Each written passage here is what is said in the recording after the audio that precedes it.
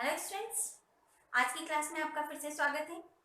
आज हम टॉपिक पढ़ेंगे इलेक्ट्रॉन एफिनिटी और इलेक्ट्रॉन गेन एंथैल्पी। इन दोनों में स्लाइटली डिफरेंस है, सिर्फ वैल्यू को किस तरह से रिप्रेजेंट किया जाता है उसमें डिफरेंस है, बाकी और कोई भी डिफरेंस इसमें नहीं आता है। तो हम किसकी बात कर रहे हैं आज? इलेक्ट्रॉन गेन एंथैल्पी और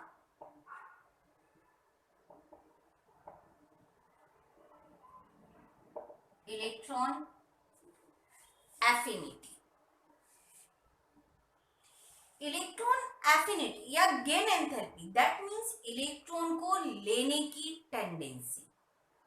अब कोई भी एटम यदि इलेक्ट्रॉन गेन करेगा तो ये एनायन में कन्वर्ट होगा। अब इलेक्ट्रॉन भी ऐसा तो है नहीं कि कहीं बाहर रखा हुआ है, उठा के और अंदर रख दिया, उसने ले लिया, बात खत्म हो गई। क्या होगा? एक हायर एनर्जी लेवल से, बाहर से कहीं से इलेक्ट्रॉन आ रहे, दैट मीन्स कहीं हायर एनर्जी लेवल से, और एक पर्टिकुलर ऑर्बिट में आ रहे, that means lower energy level पर इलेक्ट्रॉन आ रहा है। तो एटम क्या करेगा? कुछ एनर्जी को रिलीज करेगा। तो यहां पर हमारे पास एटम कैसा होना चाहिए? गैसियस स्टेट में होना चाहिए, isolated gaseous atom, that means molecular form में ना हो, एटॉमिक फॉर्म में, और गैसियस हो जिससे मॉलिक्यूल का के बीच में फोर्स ऑफ अट्रैक्शन ठीक हो।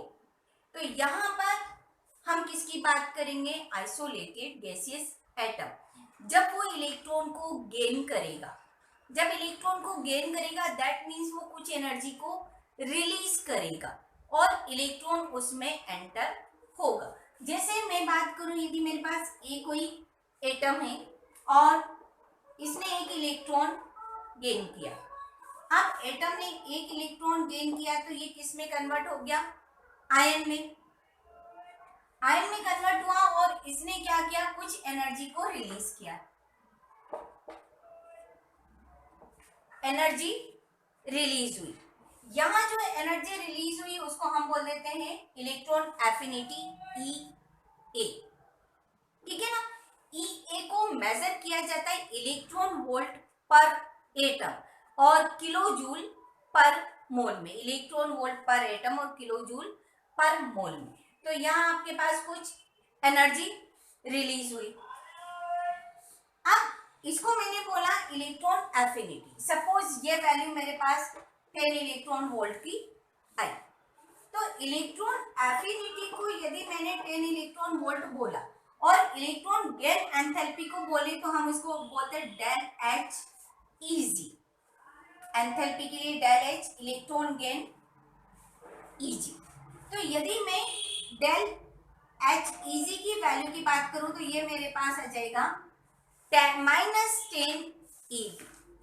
क्योंकि एंथैल्पी क्या होता है? आप चेंज ऑफ एनर्जी की बात करते हो, और इलेक्ट्रॉन एफिनिटी क्या है? सिर्फ जो इलेक्ट्रॉन लेने के लिए आपने एनर्जी रिलीज की, क्योंकि एनर्जी रिलीज हुई है तो वो पॉजिटिव आएगी। तो इन दोनों में न्यूमेरिकली कोई डिफरेंस नहीं होता, सिर्फ साइन का डिफरेंस होता है। दोनों की न्यूमेरिकल वैल्यू सेम होती है। तो ध्यान रखिएगा, यदि हम एंथैल्पी की बात कर रहे हैं, इलेक्ट्रॉन गेन एंथैल्पी, तो वो वैल्यू इलेक्ट्रॉन एफिनिटी के अपोजिट साइन में आएगी। ठीक है? अब हम बात करते हैं, यहाँ आपके पास यहाँ आपके पास आ गई कोई इलेक्ट्रॉन एफिनिटी 1।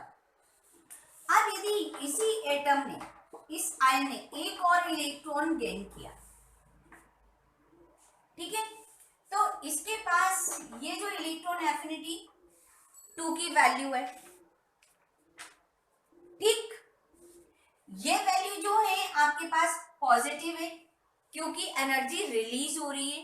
लेकिन फर्स्ट आयनाइजेशन एनर्जी के फर्स्ट इलेक्ट्रॉन गेन एंथैल्पी के बाद जो सेकंड या थर्ड या फोर्थ जो भी सक्सेसिव आएगी वो पॉजिटिव आती है, क्योंकि एक इलेक्ट्रॉन जब इसमें एंटर हो गया है, आप और नेक्स्ट इलेक्ट्रॉन उसमें एंटर करना चाहोगे तो इलेक्ट्रॉन्स के बीच में रिपल्सन होता है। उस रिपल्सन को ओवरकम करने के लिए जो एनर्जी होगी, तो इसलिए ये एनर्जी क्या हो जाएगी? नेगेटिव हो जाएगी। जो सक्सेसिव एनर्जीज आएगी वो नेगेटिव आएगी। ओनली फर्स्ट इलेक्ट्रॉन एंथैल्पी की वैल्यू, जो फर्स्ट इलेक्ट्रॉन एफिनिटी की वैल्यू आएगी, वो आपकी पॉजिटिव आएगी, बाकी इलेक्ट्रॉन एफिनिटी की वैल्यू आपकी नेगेटिव आएगी। तो यदि आप इनका सम करते हो, जैसे मैंने यदि कहा कि first electron enthalpy plus second electron enthalpy sorry electron affinity, तो इसकी वैल्यू कितनी आएगी? इक्वल 0, ग्रेटर देन 0 और लेस देन 0। क्या वैल्यू इसकी होना चाहिए? इन तीनों में से कोई एक होगी। इसकी वैल्यू हमेशा लेस देन 0 यानी नेगेटिव आती है। इस चीज को आप ध्यान रखेंगे, क्योंकि जब भी हम कॉम्पिटिटिव एग्जाम्स देते हैं तो इस तरह के क्वेश्चंस हमारे पास आते हैं। तो हमें इस बात का ध्यान रखना है कि यदि आप 2 इलेक्ट्रॉन एफिनिटीज का सम करते हैं तो वो वैल्यू हमेशा एक नेगेटिव वैल्यू आएगी, क्योंकि जो इलेक्ट्रॉन में रिपल्सन होता है ये ज्यादा होता है, इसलिए ये वैल्यू माइनस वाली वैल्यू बड़ी आती है, यानी माइनस वाली वैल्यू ज्यादा होगी। इसलिए जब आप सम करेंगे तो वैल्यू हमेशा नेगेटिव वैल्यू आएगी। ठीक है ना? तो sum of the electron affinity is always be a negative value।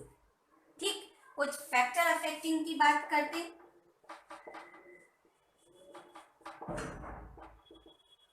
Factor affecting electron affinity, तो फर्स्ट क्या आ जाता है आपके पास?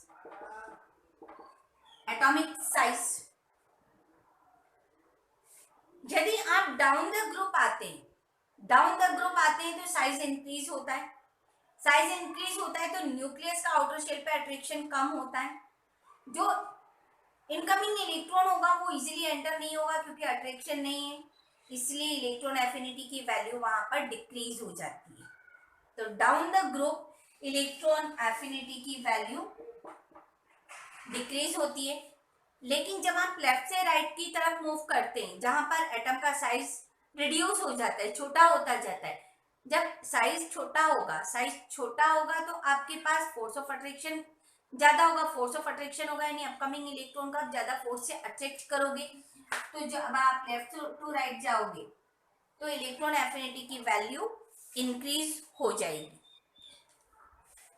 दैट मीन्स आप कह सकते हैं कि atomic size is inversely proportional to the electron affinity.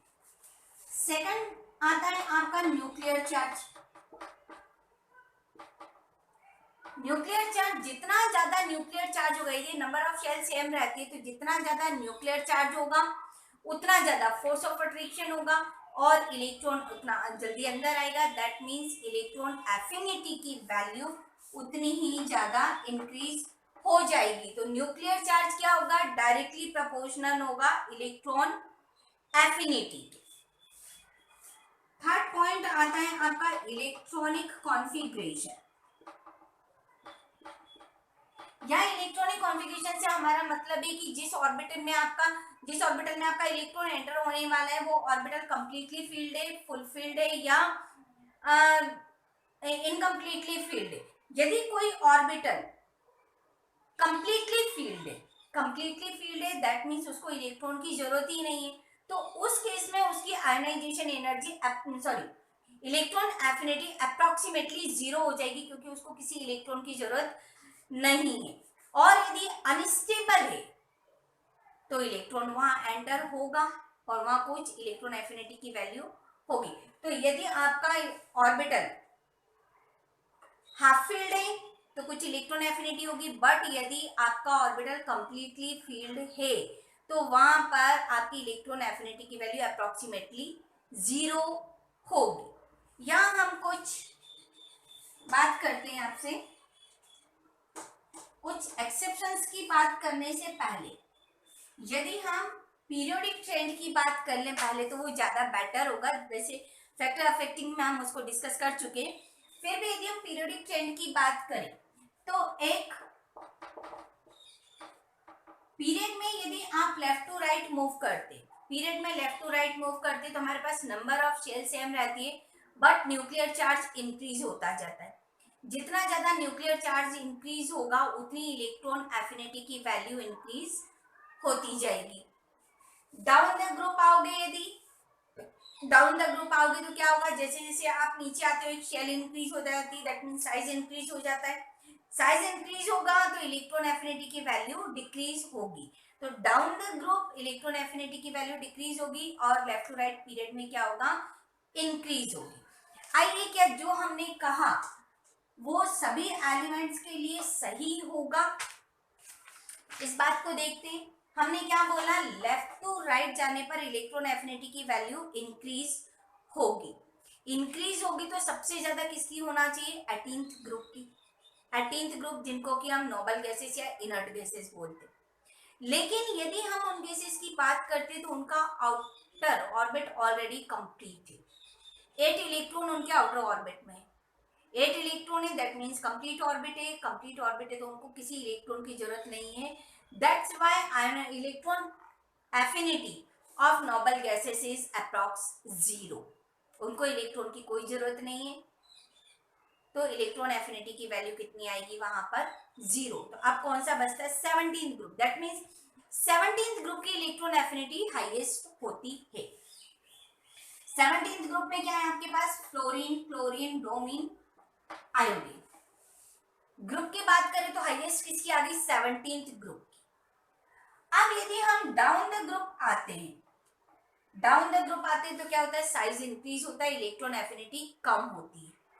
तो सबसे ज्यादा इलेक्ट्रॉन एफिनिटी किसकी, यदि इलेक्ट्रॉन एफिनिटी का सीक्वेंस लगाया जाए तो हमारे पास किसकी होना चाहिए, फ्लोरीन, फिर क्लोरीन, फिर ब्रोमीन, फिर आयोडीन। यानी सबसे ज्यादा इलेक्ट्रॉन एफिनिटी किसकी होना चाहिए, फ्लोरीन की। ये एक्सपेक्टेड, जो हमने एक जनरल रूल के अकॉर्डिंग लिखा। बट होता क्या है कि फ्लोरीन का साइज बहुत ज्यादा छोटा है, 2 शेल्स ही हैं। अपकमिंग जो आने वाला इलेक्ट्रॉन है वो भी उसी शेल में आएगा जहां पहले से 7 इलेक्ट्रॉन्स प्रेजेंट है। इनमें बहुत ज्यादा रिपल्सन होगा क्योंकि साइज छोटा है। साइज छोटा होने के कारण बहुत ज्यादा रिपल्सन होगा और रिपल्सन होने के कारण फ्लोरीन उस इलेक्ट्रॉन को उतना इजीली एक्सेप्ट नहीं करेगा। तो फ्लोरीन की आयनाइजेशन एनर्जी, सॉरी बार बार आयनाइजेशन एनर्जी नाम आ रहा है। फ्लोरीन की इलेक्ट्रॉन एफिनिटी हाईएस्ट नहीं होगी, किसकी होगी, क्लोरीन की। तो जो सीक्वेंस आएगा वो आएगा chlorine, fluorine, bromine and iodine. Chlorine की हाईएस्ट होती है, फ्लोरीन की नहीं, क्योंकि फ्लोरीन का साइज बहुत ज्यादा छोटा होता है और जिसके कारण इलेक्ट्रॉन्स में रिपल्सन ज्यादा बढ़ जाता है और इलेक्ट्रॉन एंटर नहीं हो पाता। इसलिए क्लोरीन की इलेक्ट्रॉन एफिनिटी हाईएस्ट होती है। यदि हम पूरी पीरियोडिक टेबल की बात करें तो क्लोरीन की इलेक्ट्रॉन एफिनिटी हाईएस्ट होती है। क्लियर है। अब हम बात करते हैं, इसी से मिलती जुलती एक और टर्म आती है जिसको हम बोलते हैं इलेक्ट्रो नेगेटिविटी। इलेक्ट्रॉन नेगेटिविटी और इलेक्ट्रॉन गैन एंथैल्पी में एक स्लाइटली डिफरेंस ये होता है कि जैसे मैंने ये 2 हैंड्स है मेरे पास, यदि इन दोनों हैंड्स को मैं यहाँ पास में लाती हूँ, इनके बीच में अट्रैक्शन है, एक बात ये हुई। दूसरी, यदि ये हाथ इस हाथ के पास ही आ जाता है, ये इसने इसको ले लिया, ये 2 बातें। तो जो ये वाली बात है कि सिर्फ फोर्स ऑफ अट्रैक्शन हो रहा है, इसने गेन नहीं किया है, सिर्फ अट्रैक्ट किया है। तो अट्रैक्ट करने वाली बात आती है इलेक्ट्रॉन नेगेटिविटी और गेन करने वाली बात आती है एफिनिटी में। जैसे हम एक एग्जांपल से बात करें, यदि क्लोरीन आयन में कन्वर्ट होता है तो यहां पर हमने बात किसकी की, इलेक्ट्रॉन एफिनिटी की। जबकि यदि मैं HCl की बात करूं, हाइड्रोजन और क्लोरीन के बीच में 1-1 इलेक्ट्रॉन की शेयरिंग है, ठीक है ना। तो ये जो शेयर्ड पेयर है बीच में ना रहकर, एक्चुअली होना क्या चाहिए, यदि इन दोनों इलेक्ट्रॉन के बीच में शेयरिंग है, एटम के बीच में शेयरिंग है, तो ये शेयर्ड पेयर बीच में होना चाहिए। बट ये बीच में ना होकर थोड़ा सा क्लोरीन की तरफ शिफ्ट हो जाता है। क्लोरीन ने लिया नहीं, थोड़ा सा क्लोरीन की तरफ शिफ्ट हो गया। तो ये shifting of electron pair, that is the electron negativity.